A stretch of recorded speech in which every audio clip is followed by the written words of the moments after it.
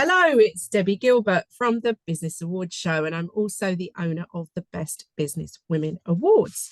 Today, I am joined by Amanda Fitzgerald, owner of Amanda Fitzgerald PR. She is the ultimate door opener. For the past 9 years, she's been teaching entrepreneurs how to pitch to the press, how to get past those gatekeepers and secure valuable press coverage. So important to know about this if you are entering business awards, because business awards can be your ticket to press interest.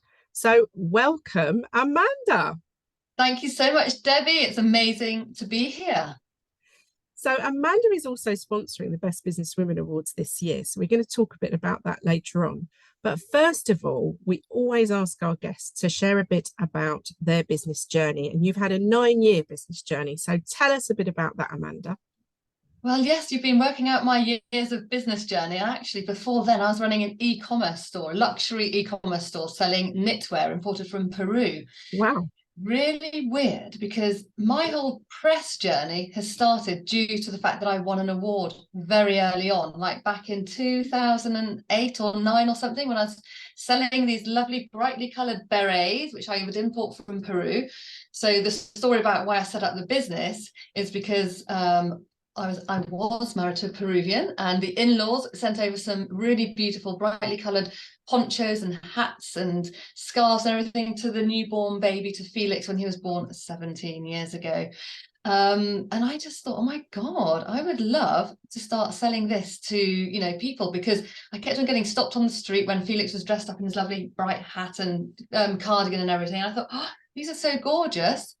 Actually, before that, the reason why I was considering setting up a business is because it was before lockdown had happened, obviously, back in 2005 is when Felix was born, actually.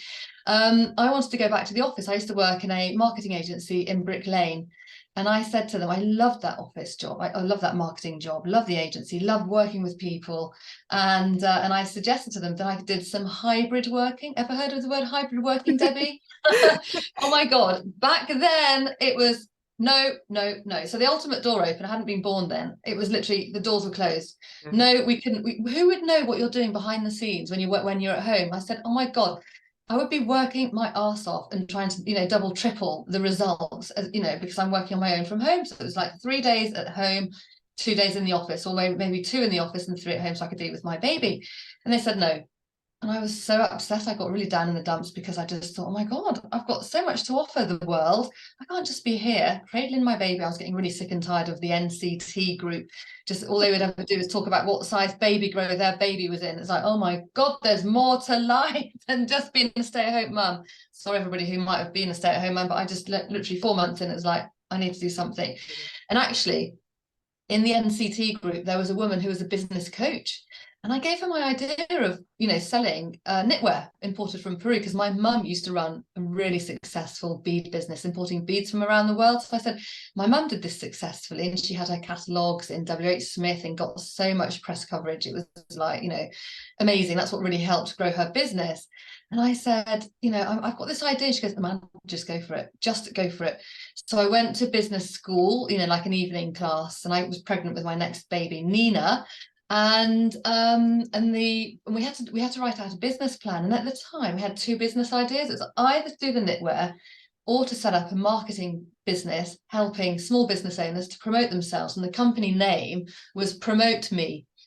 And the trainer said, okay, you need to choose which company you're going to put into your business plan. And I thought, oh my God, what am I going to do? Okay, knitwear. So I went for the knitwear, sold, and started importing knitwear, selling the knitwear. And it was like doing an MBA and setting up a small business. I was juggling so many balls. You've got your small children, putting them in nursery. It's like, how am I going to get my beautiful, brightly coloured knitwear in front of people's hands and eyes, and how they're going to hear about it? So I did about 125 pop-up shops. I literally got in my car and went to, like these posh charity events when, ladies at lunch kind of go along to these events with their little wicker baskets. and they got more money than sense, and they used to buy the knitwear, and you know, the knitwear, the ponchos and stuff, it was expensive. My kind of target audience I identified was Waitrose woman, you know, kind of like a bit la-di-da, has got £75 to splash on a cardigan. So I'd go to these events, but it was exhausting. And I thought, oh my God, but I need more people to find out what I'm doing. Then I entered, or I was invited to enter it was like a Dragon's Den style pitch awards awards pitching event. And they sent, you know, they did the press call. They said, right, you know, everybody who's entering needs to come and be photographed on the high street. There's a massive long photograph of all of us entrants on the high street on Colchester.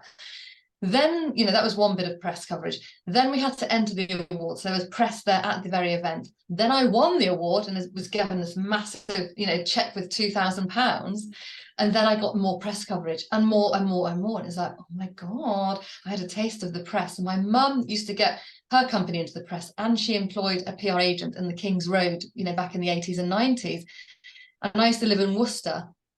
And I thought, oh my God, a way to kind of get out of boring Worcester when I was a teenager was to go and allegedly help the PR agent. So I was kind of helping her, but at the time I did not know what I was going to end up doing. It's just so weird how life, or is it the lessons and experiences? And so now what I do, so I was selling the knitwear, enjoyed it.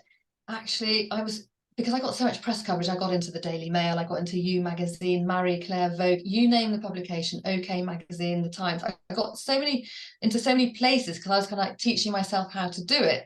I then got people saying, how do you do it? And I thought, actually, instead of selling a physical product, I actually really prefer selling a service, selling something which I can then help and inspire people, because so many people have got, you know, really important messages to share, products to offer the world.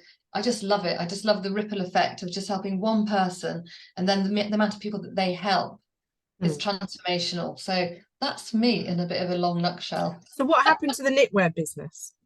So I kind of wound it down. So I just, you know, I've still got my berets, and that was it. I just kind of thought, do you know what? I ran it for about 4 years, rebranded it. It used to be called Peruvian Knitwear. Then I employed an expensive branding agency. We called it Hum, because it's like, okay, so what do alpacas do when they're chewing their grass? They hum.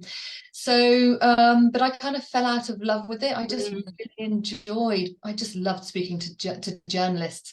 And actually, it's interesting, when I was running the knitwear business, I got so busy, you know, doing all these stores and, you know, my kids and all the rest of it, running the company, that I thought, I'm going to take on a PR agency. I literally went through 3 PR agencies, and not one of them could get the results that I could get. And having gone to many journalists, they say they actually love hearing from the entrepreneur themselves, because the entrepreneur is much faster on the uptake to answer. If the journalist says, okay, we need an answer by 2 p.m. and we need high-res images, high resolution images, can you get them back to us? Yes, any entrepreneur who wants to get into the press will be like that, hot on it. Whereas PR agencies, they can take a long time if they're not working on that account that day, but it's going to be Thursday. Only on Thursday the journalist will get the email or the quote or whatever. So yeah, and one day the 3rd PR agent that I went through, she said, oh, Amanda, I've got an interview with XYZ from, you know, this publication, this journalist, can you take the call? And I said, I'd love to take the call, like being back in touch with speaking to journalists, because I did a load before, then I took on the agencies. Anyway, then I fed back to the lady, to the PR woman. I said, listen, I've had this call, it went so well. And she goes, Amanda, you should do your own PR. And it's like, oopsie, you just put your foot in it, love. I think I'm going to have to go off and do that. You've literally sown a seed, which has then grown arms, legs, branches, twigs, acorns. So essentially then, you came from a marketing background, which helped you with the knitwear business, clearly. Yes. Really got those skills that enable you to think about how to market a business. And obviously that PR is part of marketing, no doubt.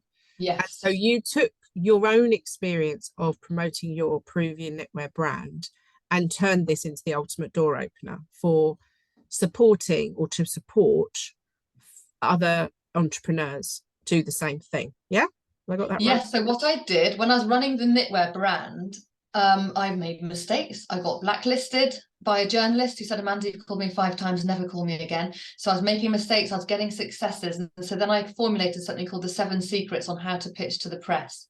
literally the 7 steps on what you should do. So yeah, I was formulating all of this whilst running the knitwear, and just taking note, thinking I actually want to be sidelining and moving away from the knitwear. And actually, before the knitwear, I kind of did 1 or 2 other little roles which were kind of guiding me to where I went. I then helped people like luxury B&Bs.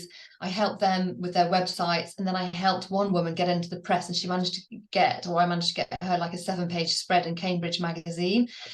All of this was showing me that actually people don't know how to do it, and I am really passionate about teaching people how to do it, as opposed to spending thousands on expensive PR agencies. With my tips, you can do it. Everybody can do it, anybody. And I believe, and I call it an essential business life skill. You know, we all got life skills, but it's a business life skill, knowing how to self-promote. So that's what I love teaching people to do. Fantastic. So you've come on board as a sponsor of the awards this year for the health and beauty category. Yeah, thrilled. So what was your thinking behind getting involved with Business Awards as a sponsor? Look, I'm just going to say I got really bad FOMO. I saw the pictures of your event and I thought, oh my God, it's amazing. And obviously, Debbie, you've got such a massive reputation. I thought they're organised by you, you know, and I knew quite a few of the women. I'm not involved in this at all, and I would love to have an involvement. And of course, you know, it's brilliant to be sponsoring your awards. I'm really thrilled to be part of the team, and also to meet new people, to be able to potentially help new people, and be associated with the Best Businesswomen Awards, because, you know, it's a great organisation. And yeah, I mean, yeah, seriously, I saw it all, you know, everybody was blowing up on LinkedIn, and I just thought, wow, these are the awards which I actually want to get involved in. So it's a bit of a credibility exercise, getting my name out there. You know, one needs to self-promote, even though one is a PR expert. And also it's great for networking. And I've met some really brilliant people as a result of this as well. You know, really brilliant people. Thank you. That sounds like a good reason to be involved. So I'm delighted to have you on board this year. So let's talk about awards and PR, because one of the things that we always stress to people are the huge benefits of winning a business award. Puts you at another level because your business has been endorsed by experts. It massively counts towards your credibility. What's your take on the PR interest around awards? Well, yes, absolutely. It's brilliant for the credibility, but the press are going to be interested in you, not just because you've won an award. You know, because I do lots of Q&As with journalists, and I often ask them this very question, and they say, what we want to know is the human interest element. What loops and hoops have you had to go through in order to set up your business? You know, one of the lovely winners, Viva, Viva Palmer, who's created My Spike, the loops and hoops that she went through in order to develop and to invent her product, My Spike. I mean, that is so press-worthy. It's fantastic. Developing something stuck on a potato, you know, a wooden skewer on a potato, then turns into a multi-award-winning essential kitchen tool. You know, and it's the hoops and loops that she went through. How many, and then she used a tent peg, a nail, a this, a that, the other. So it's just a fascinating story. And, you know, also the backstory of her mum cooking. I think her mum is 70 or over 70, and she cooks for 70 people at a time. So it's really bringing together all the reasons why you're running your business. You might have been a lawyer, a high-flying lawyer, decided to ditch that job. Like, I've got somebody who attended one of my masterclasses, actually, and I think she needs to be an award winner. She was a high-flying lawyer. She decided to quit all of that and to set up a business called A Little Bit of Crumpet. And she got into the press and sold out. Okay, so she's gone from lawyer to a crumpet seller. Wow. And she sold out on National or International Crumpet Day, and that was in March 17th. So, you know, and it says lawyer quits to become crumpet maker. So what have you done in your past life that is related to what you're doing? You might not do anything. You know, I mean, for example, I always talk about a golden nugget, something which makes you stand out from the crowd. So my examples of a golden nugget, I'm going to have to ask Debbie what hers are. Like, I'm a wild water swimmer. So I've been in the press recently. I was in the Metro the other day, and I was in PA News, which goes across to Independent and everything, about the wild swimming. So you might be a life coach, but you might do something quite interesting as a hobby behind the scenes. Like, you might be a Jimi Hendrix guitarist, like one of my clients was, or, you know, a wannabe guitarist, even though they were a life coach, they get into the press because of that reason. So we all read press, we hear stories, watch stories, listen to stories when our ears prick up and it's like, oh my God, that's interesting. How does she do that? How does she go and swim in a river? I swim a mile in a cold freezing river. Like, I'm kind of going off it now with all the gross sewage issues, but you know, there are other, you know, exciting things that I can do. And I've taken up sea rowing. So how many, you know, it's what do you do in your spare time? So you often hear, like, I remember when I was first setting out, doing this business, like back in 2014, and it said, and it was a really boring piece about some financial business which was just starting, and there were 3 business partners, and it said, you know, Marianne Smith, or whatever, she was a French woman, so Marianne Smith, comma, tango dancer and financial advisor. And I thought, that's a golden nugget. Or, you know, Adam Peaty, he is the Olympian, gold Olympian. He used to be scared of water. He used to scream the house down when his mum used to put him in the bath. So what is it? All of you award winners and aspiring award winners, or business owners, just literally business owner, what do you do that you can go, comma, so it would be Amanda Fitzgerald, comma, PR coach and wild swimmer, boom, boom, boom. You know, what is it about you? So come on, Debbie, what's your golden nougat? Oh my goodness. I'm putting you on the spot now. Well, you are a little bit. You'll have hundreds, I'm you know. one of those dull people that spends all her You're time not working.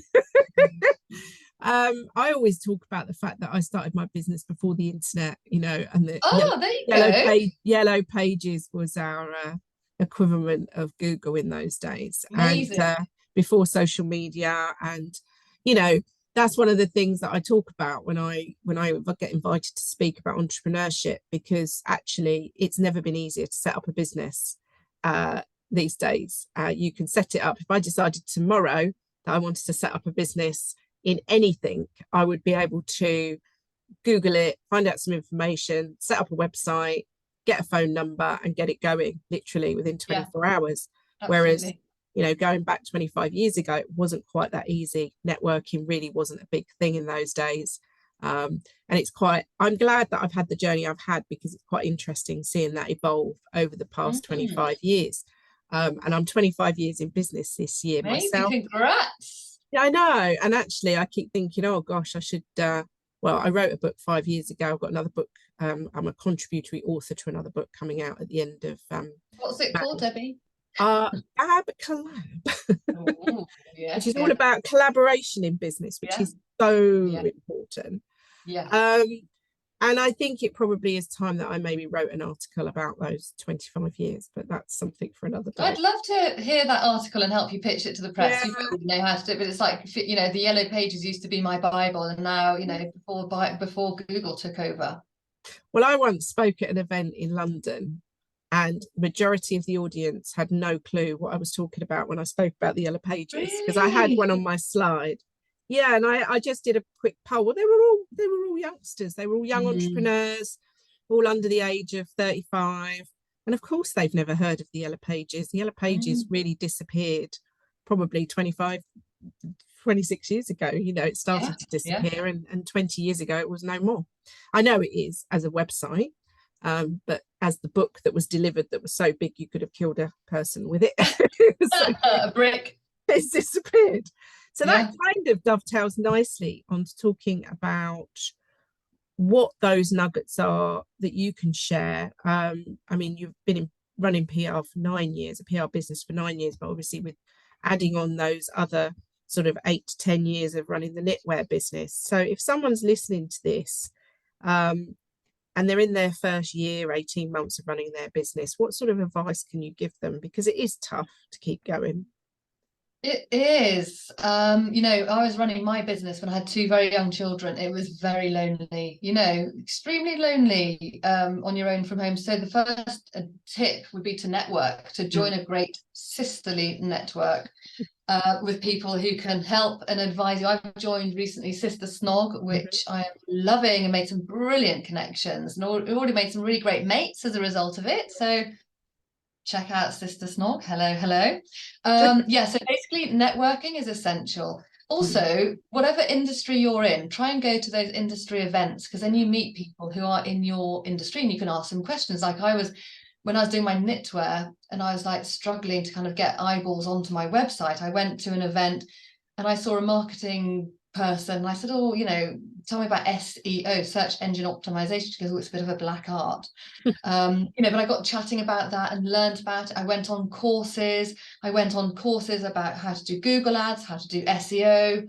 I didn't go on any, do you know, okay, this is a bit of a plug, but I'm gonna have to do it. I didn't go on any courses that did PR, publicity training, because they didn't, can I swear, they didn't exist. And that's another reason why I set up this business, because when at the beginning I wanted to get more press coverage after having the awards, I literally lived on Dr. Google, not the yellow pages, how to write a press release, how to get into the press, because there's nobody like Moa at the time, back in 2008, 9, etc. There was no education about how to pitch to the press, and that is why I'm doing it, because I'm plugging a need. You know, it was an unmet need, knowing how to pitch to the press. So that's why I'm doing that. So yeah, I would really recommend actually try and pitching to the press. You can go to Dr. Google, you know, there will be, you know, things everywhere teaching you how to do it. My one tip, if you want to go and get into the press, is to pitch to the local press. Cut your teeth doing local press coverage. I live in Colchester, running my business from Colchester, and I'm from Worcester.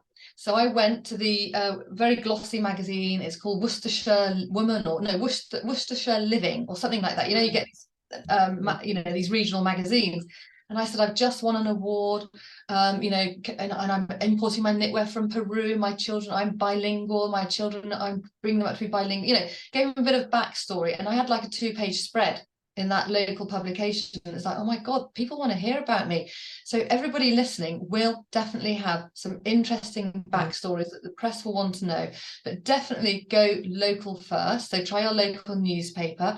And I know that everybody's saying, you know, they're all shutting down and everything, but you will have TV, local radio, you'll have, you know, obviously go for podcasts, but really try and cut your teeth locally. Like, for example, back in, I think it was 2010, it was the World Cup, and I was helping out a local Worcester restaurant to get publicity and to help them with their marketing.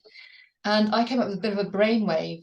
Basically, it was an Italian restaurant, and it was the night of the England versus Italy match, football match. And I said to the guy, literally, I think it was the day before, or even that very same day, I said, can you please design a pizza? Oh, that's right. It was when, do you remember Mario Balotelli, that guy who had the peroxide blonde mohawk? Yeah. I said, can you create a pizza which represents Italy and him? They made this amazing pizza. So it had the flag of Italy, so green, white, and red. Down it, they had caramelized onion for his mohawk. So I called up Worcester Evening News and I said, this is amazing. For this match tonight, you need to come down, or tomorrow. So the photographer, the journalist said, oh my God, I'm going to send the photographer right now. And it made page 3 of the Worcester Evening Gazette. Fantastic. You know, think outside the box when you're trying to get into the local press. There you go. Some great advice there. So I could talk to you all day about PR because I find it really interesting, and I've been lucky enough to have myself national PR and local Amazing. PR. Yeah, and that's come from a variety of things that I've done. So working with charities, or the book that I wrote, The Successful Mompreneur, or you know, winning awards and being seen as a local sort of business expert, for want of a better word. So when the COVID pandemic started, I was on BBC Look East being interviewed about the impact on small businesses of the pandemic. So that was a lovely phone call to get. Congratulations. But that came off of the fact that I'd been on BBC Three Counties Radio a number of times. Yeah. I think you're held on some database somewhere. Yeah, they do. I've got clients who literally are now, they need to get a pass, you know, because they're literally in and out of the studios all the time, or like you're on the Three Counties, then you can go around syndicated around the country. Yeah. Brilliant. And over the years with our awards, we've had some great success stories. So the lady who won our Best Legal Services category back in 2019, Aisha Nayar, she has a regular slot on Rip Off Britain and the Steph Lunch Hour show. Amazing. We had our charity champion winners on Steph's Lunch show a couple of weeks ago, Dance Syndrome. We've had one of our Dance Syndrome. Lovely. I saw her at the at your awards the other day. Yeah. Wow. And Viva's obviously got some great PR. She was on Times Radio, wasn't she, the other week? The cooking demo, that was Yeah. brilliant. Yeah. We had Ashley Ligro. She was on the Victoria Derbyshire show. So her story was really interesting. She won Most Inspiring Businesswoman a few years ago, and at the time owned a podiatry clinic and health clinic, but had once been homeless and lived in a car. So her human interest story, he was invited during a homeless awareness week. Victoria Derbyshire was interviewing people who had been homeless and brought their lives back together. And that was where her human interest story came from. And she was interviewed on the TV show.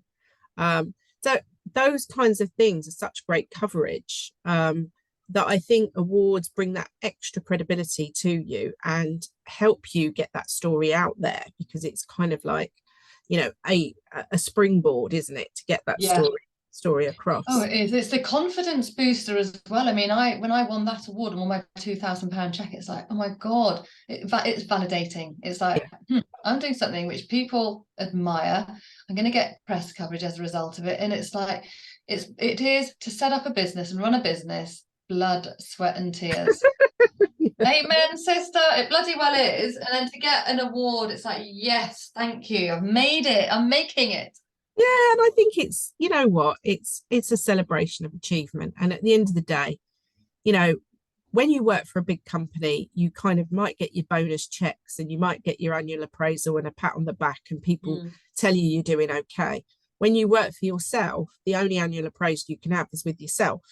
So to get that external validation, and I kind of look at it like that for myself, you know, people say to me, do you still enter awards? And I've entered an award this year myself. I entered the Great British. I hear that you're a finalist. I am. What's the award? Come on, don't self-deprecate yourself.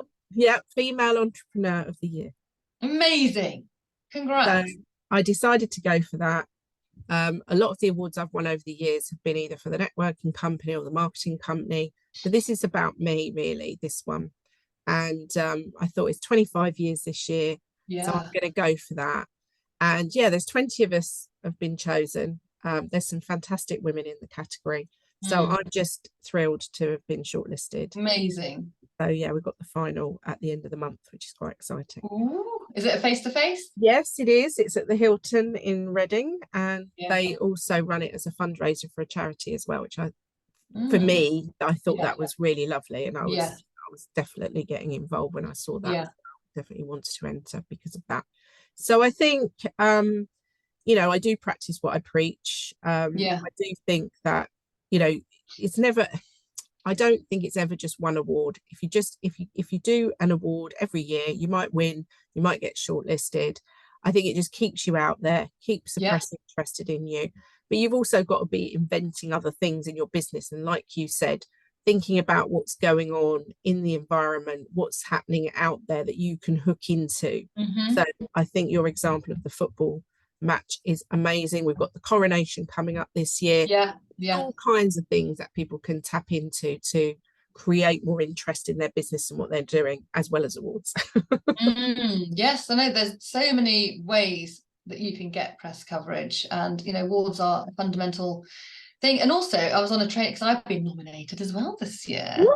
An award, which I was thrilled, and I don't know who nominated me, so whoever you are, thank you. And I was on a training session yesterday. You know, the NatWest what's it called, NatWest Accelerator lady was training everybody who's been nominated how to enter an award, and she was literally teaching what I teach. It was brilliant. She said, you know, you've got to describe what you do as though you're teaching or talking to a 5-year-old. And it's like, oh my God, that's what I say on my new client questionnaire sheet. That for me was the IP of a Sunday Times editor. So when his journalists say, Bob, or whatever his name was at the time, you know, I want to talk about Amanda Fitzgerald and she's this and this, that woman, the journalist, would have had to have said, you know, she trains business people how to be seen on telly. Well, you know, how to get onto TV. You know, that's what I do. So it's really good if you carry on entering the awards year in, year out, to be able to hone what you do succinctly, but make sure that you do it in a clear way without any jargon, or as that woman was calling it, jargon. She kept on saying jargon. Jog on with your jargon. Okay, the jargon, gun. Well, we will end our conversation there. Thank you so much for joining me today, Amanda. I appreciate you. Thank you for the invite. That's okay.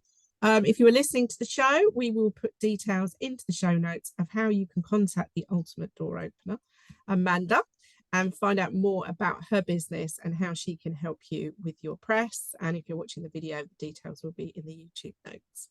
So thank you for joining me today, and we will hopefully see more of you and hear more of your success stories very soon. Thank you.